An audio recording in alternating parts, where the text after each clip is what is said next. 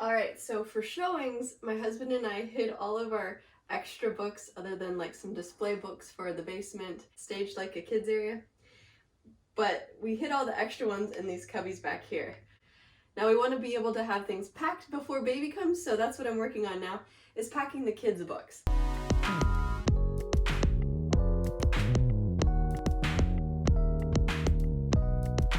I estimate we probably have about 100, and I tried to part with as many as I could. And then I also gave my kids a say in what we would keep, so there's quite a few that we are keeping, but books are important, and in our new house we have this really cool library. But I have like Spanish books, little kids books, and I don't want to part with these. So if you don't want to part with your stuff, you gotta manage it, right? And my kids aren't going to be wanting these right away. These are also books that I want just for myself and for baby number 3. But whew, I'm out of wind. I'm winded. I'm out of breath. I'm tired. I need a nap. But I'm just gonna fill these up, label them as kids' books, and then they'll be able to go right into the library when we move to our new place. It's not gonna be easy to be packing with a newborn, so I'm just gonna get as much done right now as I can. So that's what's going on. You can see I cleared out this corner. That's where the bassinet is gonna go. Yeah, whenever baby makes her arrival, we should be ready. Well, happy Friday. I really tried to edit a video in the last 2 weeks, but with a newborn and packing and all kinds of appointments, I didn't quite make it. In fact, you might hear her soon. We're waiting for Cody to get done with his appointment. We had our baby back in mid-May, so she's now a month old and she's just a joy. And but for today's video, I just thought I'd talk to you. I think it was actually when everybody thought that COVID was resolving and that things would be opening up again. I did a video about rejecting the hustle culture. So just feeling this pressure to pack, and oh yeah, try to do my video editing, like should I stay up late, and should I try to shuffle the kids off to somebody else or something like that. I just decided that I wasn't going to do that I really needed to stay true to my value, which is family first. So I apologize that I do not have a decluttering video for you today, but I've got a lot of content coming up. It's in the pipeline. I just have to keep surviving though. I talked also in another video about how mental health is really important. Definitely something that I let slip when I just tried to say yes to everybody and everything. And I learned my lesson, and I definitely try to make that a priority. But I thought I would talk to you about what I've seen in moving, having decluttered, and my experience. So I think a lot of people who have decluttered end up coming to this conclusion. As you're packing your stuff away and you touch every single item that you own, you kind of get to thinking, gosh, I could have decluttered even more. I could have been more ruthless, and I do wish I had. I didn't get through all of my paper clutter. I started to try to finish my photo albums for each of the kids. So I got my son's done and I got my daughter's most of the way done, but I didn't get it completed before the baby was born. So now I'm gonna have to finish 2. So that's definitely something I'm going to be doing in the future. And part of the reason why I've worked so hard to declutter is so that I would have time for my hobbies. I've chosen not to scrapbook otherwise. I don't print out my photos anymore. But so there's a lot of things that I just realized looking at my stuff that I would feel less frustrated and less overwhelmed if I had less. And I do think that I hit the 80% mark of just giving away or selling things. I had a lot of people coming to look at things that I listed on Marketplace, but I did find myself getting a little frustrated with no shows and, oh, I'll come at this time, that sort of thing. So donation centers are great. I did several vanfuls of donations, and oh, there's baby. Binky came out. So I gotta say that cleaning is a lot easier if you don't have as much stuff. So I'm thankful that I have been diligent in going through things, emptied. I mean, obviously I have to empty them. I'm moving, I'm packing, but I was able to clear out the closets and go through things, give them away.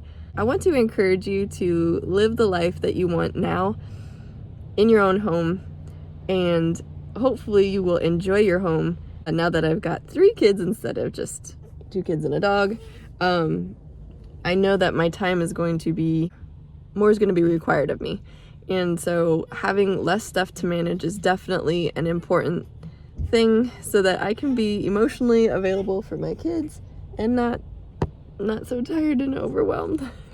And I know that part of this is just the newborn phase and I'm moving, there's, you know, a lot of stress in that. We're headed home now, and this is the time I have to chat with you, otherwise I'm gonna be packing like crazy and I won't be able to film. I just gotta focus and do all the things before we move tomorrow evening. And I was actually hoping that we would be able to do a family vacation before we relocate to the other state, and that state's 8 hours away, and I think it's 450 miles away. So we haven't had a vacation in like 18 months. We had planned to do the Legoland in New York when it opened up. I think it opened in 2020. Anyways, COVID hit and that didn't happen. So it's my son's birthday this month, and just to try to relax, hopefully have a really fun time as a family, even with a newborn. We want to go a little bit closer just to avoid being in the car for so long before driving to where my family lives and our new house is. We're gonna try to do the Philadelphia Lego experience. Recently went there and I saw her photos and I thought, oh, that looks so neat. My son would just love that because he's so creative with his Lego building.